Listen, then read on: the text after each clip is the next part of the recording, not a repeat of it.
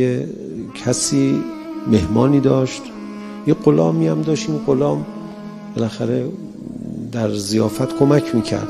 این هم جلوی میزبان، جلوی میهمان هی شرمنده میشد از خرابکاری های این غلام، هی داد میزد سرش، میگفت بابا گفتم ظرف اینجوری بیار، بابا این آشو نریز اون.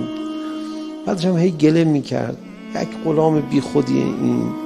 من بعد و بیرا پشت سرش میگفت پیش این میهمان. خودش هم خسته بود این میزبان از دست این غلام.